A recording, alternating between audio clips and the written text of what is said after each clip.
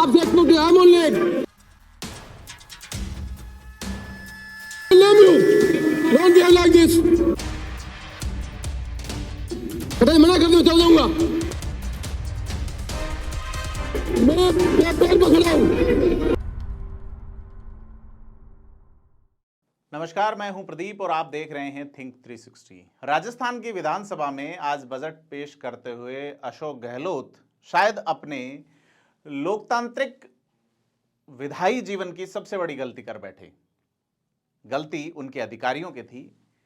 एक लेजिस्लेटर के नाते उनकी जैसी समझ है, उस समझ से यह गलती बहुत बड़ी मानी जाती है और अशोक गहलोत अपने राजनीतिक जीवन के उत्तरार्ध में इतनी बड़ी गलती कर बैठेंगे यह किसी को पता नहीं था।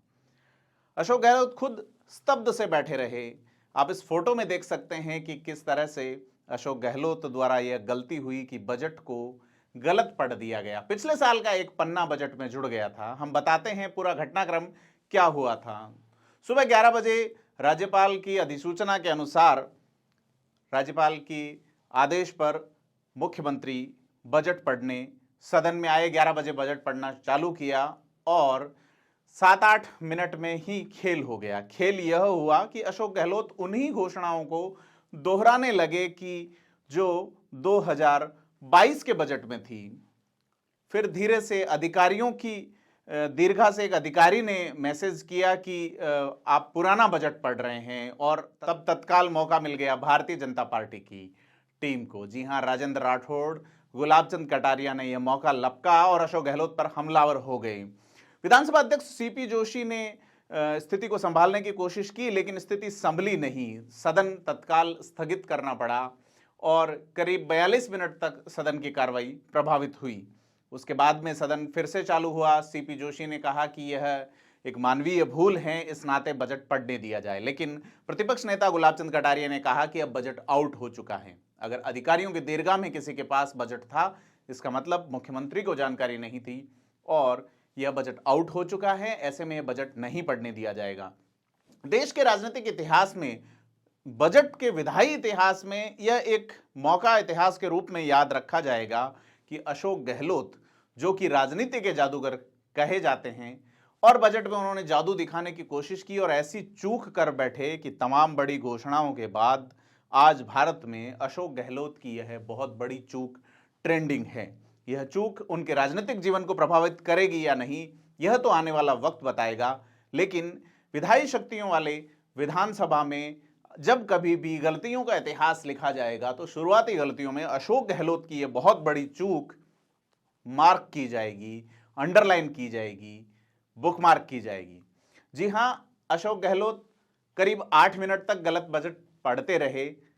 वसुंधरा राजे, जो कि प्रतिपक्ष में हैं और पूर्व सीएम हैं, उन्होंने इस पे कहा लीक होने का, क्योंकि लीक नहीं हुआ है, ये तो इनके ऑफिसर्स के बीच में, पर इशू जो है वो ये है कि कोई मुख्यमंत्री बिना अपने बजट को पढ़े या देखे उस सुबह एक डॉक्यूमेंट को लेके आता है हाउस के अंदर, इतनी केयरलेसनेस के साथ।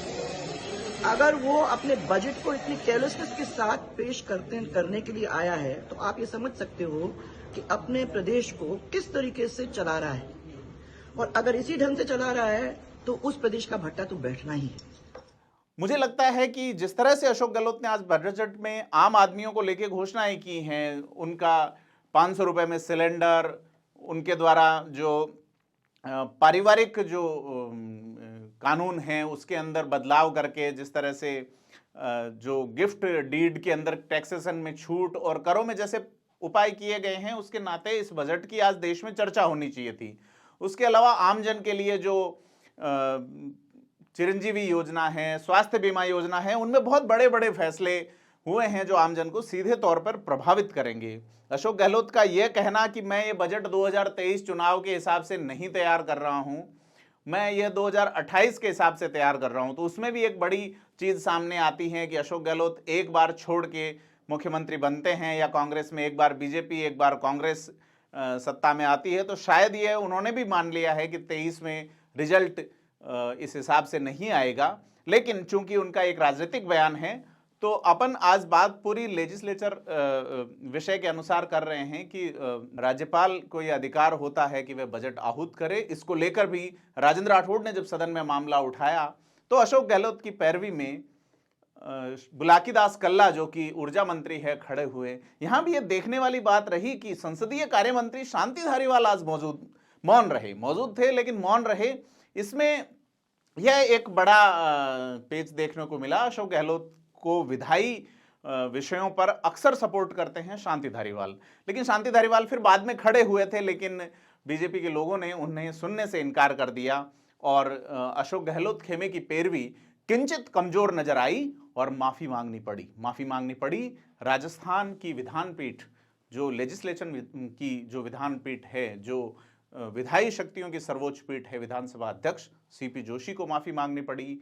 प्रतिपक्ष इससे भी राजी नहीं हुआ तो राजस्थान के सदन के नेता मुख्यमंत्री अशोक गहलोत को माफी मांगनी पड़ी।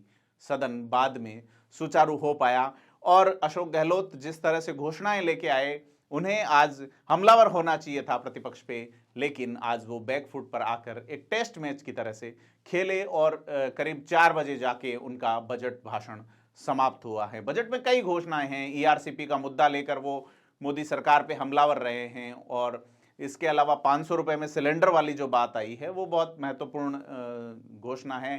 करीब 19,000 करोड़ के बजट का प्रावधान किया गया है। इसके अलावा खेलों को लेकर कई आकर्षक घोषणाएं की गई हैं। तो ये कहना कहीं गलत नहीं है कि ये चुनावी बजट है, लेकिन इस बजट का विश्लेषण हम विश्लेषकों के साथ करेंगे। परंतु यह बात साफ हो गई है कि बजट एक कानूनी दस्तावेज है और उसे कानून के तरीके से ही पेश किया जाता है।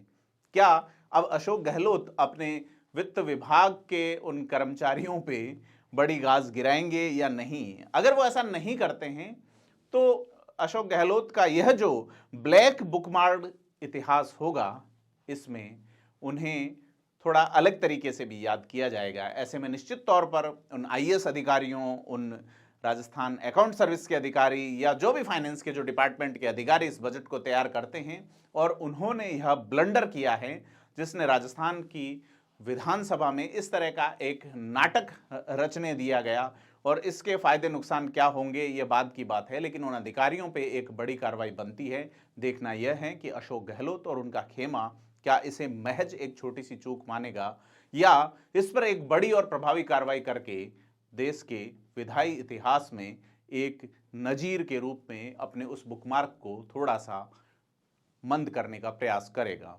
थिंक 360 के लिए मैं प्रदीप बिदावत।